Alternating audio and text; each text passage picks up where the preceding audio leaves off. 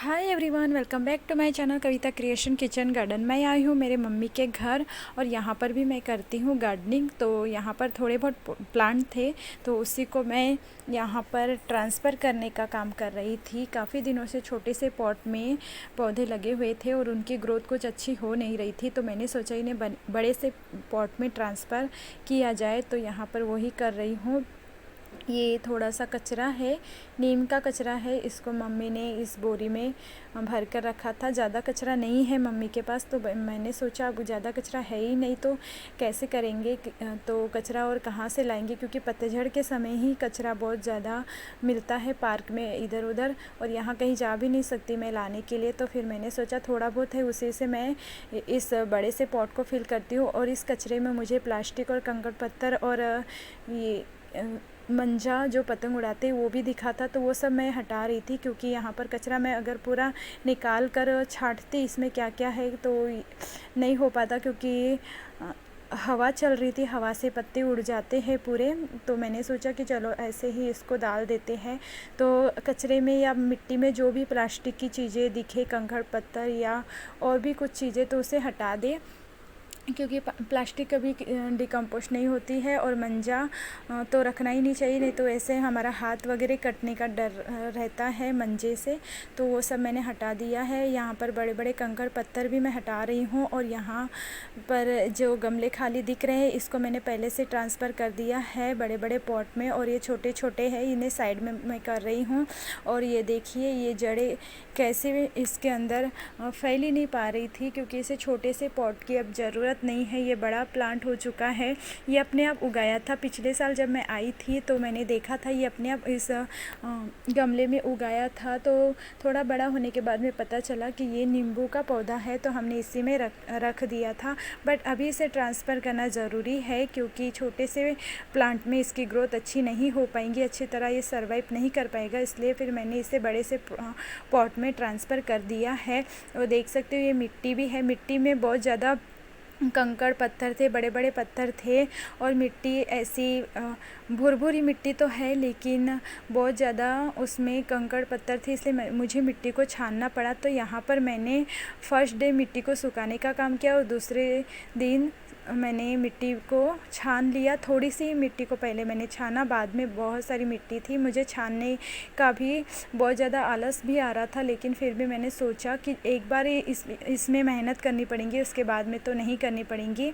तो इसलिए मैंने छान ली हूँ पूरी मिट्टी और डाल दी हूँ इस बड़े से पॉट में। कुछ मिट्टी को मैंने फिल करके भी रख दिया है बड़े बड़े ग्रो बैग में, और कंटेनर को भर कर रखा है मिट्टी से। मैं कचरे का वेट कर रही हूँ, जैसे कचरा मेरे पास आएगा तो मैं सारे कंटेनर को भर दूँगी, क्योंकि कचरे से कंटेनर भरने से कंटेनर हल्के हो जाते हैं और धीरे धीरे उन्हें कंपोस्ट भी मिलते रहता है। तो देख सकते हो यहाँ पर मैंने नींबू का प्लांट ट्रांसफ़र कर दिया है। और यहाँ थर्सडे है, ये तीसरे दिन का काम है, क्योंकि हर एक दिन मैंने थोड़ा थोड़ा काम किया है, क्योंकि बहुत सारा काम एक दिन में नहीं हो पाता है। धूप भी बहुत ज़्यादा होती है टेरेस पे, इसलिए। तो फिर देख सकते हो यहाँ पर मैंने पूरी मिट्टी को छान लिया है। 3 दिन लगे मिट्टी को सुखाने के लिए, और 3-4 दिन में मिट्टी अच्छे से सूख भी गई थी। उसमें से बड़े बड़े कंकड़ पत्थर मैंने हटा दिए हैं। कुछ लकड़ी के बड़े बड़े टुकड़े भी थे इसमें, तो वो सब हटा दी हूँ मैंने। और मिट्टी एकदम अच्छी भुरभुरी और सॉफ्ट बन गई है। सारे कंकड़ पत्थर उसमें से मैंने हटा दिए हैं। और देख सकते हो ये टूटा हुआ टब है, ये कूलर की टंकी है, टूट गई है पूरी तरीके से। फिर भी मैंने इसे फेंका नहीं है, मैंने सोचा कि इसे यूज़ कर लिया जाए, एक सीजन की इसमें से हार्वेस्टिंग मिल जाएंगी। तो यहाँ पर मैंने जुगाड़ से इस बड़े से कंटेनर को यहाँ पर सेट कर दिया है। अब मैं इसे कचरे से और मिट्टी से फिल करूँगी। फ़िलहाल अभी जितना कचरा है उतना कचरा तो मैं इसमें डाल दूँगी। उसके बाद थोड़ा किचन वेस्ट डालूँगी। किचन वेस्ट मैं लेकर आई हूँ नीचे से, ज़्यादा किचन वेस्ट भी नहीं था, थोड़ा बहुत ही था, तो उसको मैंने यहाँ पर यूज़ कर लिया है। बड़े से कंटेनर को फिल करने के लिए हमें बहुत सारा कचरा चाहिए होता है या फिर कार्डबोर्ड के टुकड़े होते हैं तो वो भी हम इसमें डाल सकते हैं। धीरे धीरे ये डिकम्पोस्ट हो जाते हैं और बार बार हमें हमारे प्लांट को खाद भी नहीं देना पड़ता है। तो इस तरीके से अपने सारे कंटेनर को फिल करें जिससे कि मिट्टी भी कम लगती है और कंटेनर भी जल्दी से भर जाते हैं। तो यहाँ पर मैं मिट्टी डाल रही हूँ। अब इतना कचरा डालने के बाद ये जो मिट्टी छान के रखी थी, ये मिट्टी है ये, बट ये बड़े बड़े कंकड़ पत्थर इसमें थे तो इस मिट्टी को मैंने अलग करके रखा था। इसको मैं नीचे यूज कर लूँगी और जो बारीक मिट्टी है उसको मैं ऊपर से डाल दूँगी। तो इस तरीके से ही मैंने इस कंटेनर को फिल किया है। बड़ा सा कंटेनर है, इतना बड़ा कंटेनर को फिल करने के लिए बहुत सारी मिट्टी लगती है। कचरा भी नहीं था तो क्या करें, मिट्टी बहुत सारी हो गई है।